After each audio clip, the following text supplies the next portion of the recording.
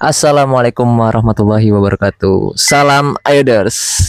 Oke, Sobat Ayoders, sekarang kita berada di Agroeduwisata Markas Komobit, tepatnya berada di Serang, Banten. Dan sekarang juga saya sedang berada bersama seorang pengusaha di bidang peternak yang berdomisili di Jogja. Oke Mas, bisa diperkenalkan dulu Mas, siapa namanya? Oke, ya, nama saya Basit Fasdiakto. Saya berasal dari Magelang. Cuman sekarang ini karena ada kepentingan untuk mengelola satu lahan, itu tepatnya di daerah Bendosari. Itu di sana kita punya wisata kebun buah Bendosari. Diamanahi untuk membuat suatu peternakan, yaitu peternakan bebek hibrida. Gitu. Nah, jadi saya ditunjuk di sana untuk menjadi kepala divisi peternakan seperti itu. Nah, di sana harapannya nanti kedepannya memang nggak cuma bebek, tapi ada kambing dan domba juga gitu. Oke Mas, siapa Mas tadi namanya? Basit Fasdiakto. Mas Basit, panggilannya Basit ya? Basit. Oke baik Mas Basit. Jadi Sobat Aiders, kita sedang kedatangan tamu Mas Basit. Jadi beliau nanti yang mengelola bebek hibrida di Jogja, tepatnya di Bendosari. Oke Mas Basit, saya akan mempertanyakan beberapa pertanyaan nih. Oke. Untuk yang pertama nih Mas Basit, Oke. aspek umum dan latar belakang mengapa Mas Basit memilih untuk menjadi peternak, dan apa yang menarik bagi Mas Basit untuk di bidang ini? Oke Mas Basit. Jadi gini, kenapa saya milih peternakan? Jadi saya melihat ya kedepannya bidang peternakan, perikanan mau pertanian itu akan maju, ya. Karena lagi-lagi lahan itu akan semakin sedikit. Maka yang bertahan sekarang itu akan gemilang di masa yang mendatang. Itu yang saya pegang gitu. Itu sih latar belakang kenapa sih saya kayak optimis nih di peternakan itu akan maju, ya. Makanya mulai dari sekarang saya akan meniti karir gitu untuk insya Allah kedepannya peternakannya akan bagus gitu. Itu mungkin harapan saya ya. Itu. Oke, berarti memang Mas Basit ini sudah melihat gambaran ke depan ya untuk peternakan ini ya. Oke. Terus selanjutnya apa saja tantangan terbesar nih yang Mas Basit hadapi dalam bidang peternakan nih? Oke Mas Basit. Ya mungkin sedikit sharing ya. Kalau tantangan terbesar itu berbeda nih dengan kita ngurusin hal-hal yang lain.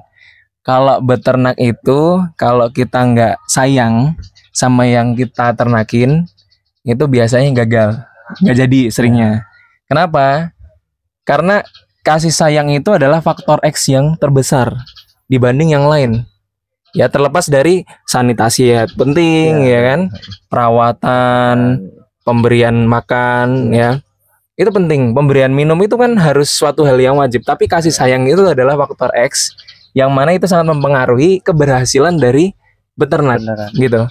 Karena kadangkala faktor dalam kita berbudidaya atau beternak ini itu ketika kita nggak sayang sama hewan, kita kurang perhatian, kita kurang jeli nih. Oh, masalah itu kadang terjadi tiba-tiba. Jadi ketika kita kurang intens, kurang menyayangi, kurang sering datang dan sebagainya, masalah kayak gitu tidak teratasi dengan baik. Kadang-kadang kelewat tuh. Benar-benar. Ya kan? Akhirnya apa? Kolab ataupun mati gitu kan tanpa disadari. Padahal kita udah berusaha sanitasinya bagus, ya kan? Pemberian makan optimal. Tapi ada hal yang kecil kayak gitu, ya kan? Misalnya kecepitan dan sebagainya kan karena kita kurang intens untuk melihat, ya kan? Mengontrol, ya kan? Akhirnya kayak gitu ya, makanya kasih sayang ini penting gitu. Itu mungkin berarti untuk di bidang peternakan sebenarnya sih mencangkup semuanya ya, mencangkup semua makhluk hidup ya sebenarnya, untuk mencintai, untuk lebih menjiwai lah di dalam bidang tersebut ya. Oke, Sobat Aiders, poin ketiga nih Mas Basit. Ada pertanyaan lagi satu. Bagaimana? Ini nih sebenarnya sih banyak ya, banyak yang sering dipertanyakan sama orang-orang, apalagi kita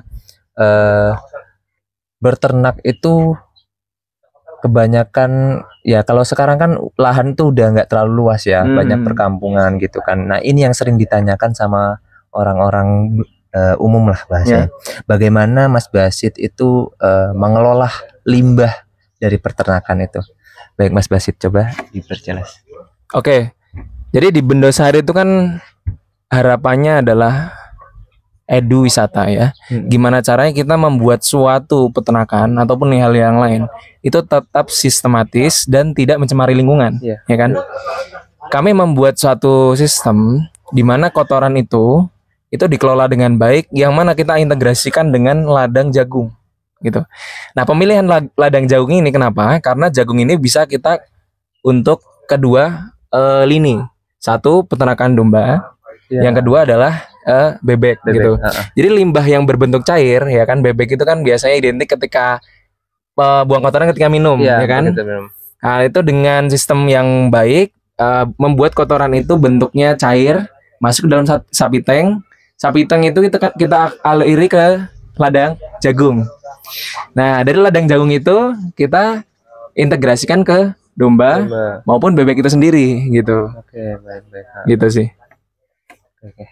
Baik, terima kasih Mas Basit. Berarti untuk pengelolaan limbah sama halnya seperti kita memelihara maggot ya. Ya, betul. Jadi berputar lagi gitu ya. Oke, baik.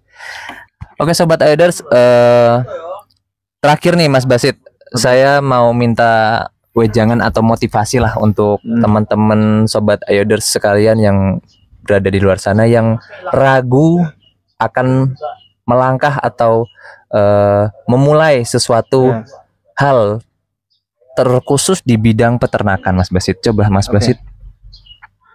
Jadi ini sebutnya ini ya, Sobat Ayoders. Iya, Sobat Ayoders. Betul. Jadi Sobat Ayoders, kalau kita mau mencoba untuk terjun ke dunia peternakan, satu kuncinya adalah kasih sayang.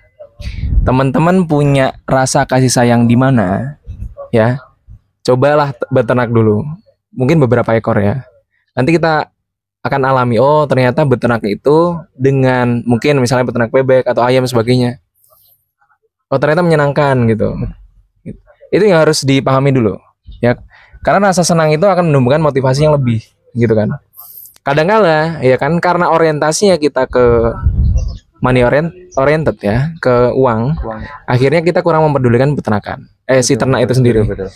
Nah, makanya mungkin yang bisa sedikit aku sampaikan adalah mencoba dulu ya kan, dari ya mungkin dari beberapa hal yang kayaknya aku minat di sini. Baru nanti scale up ketika sudah nyaman di situ.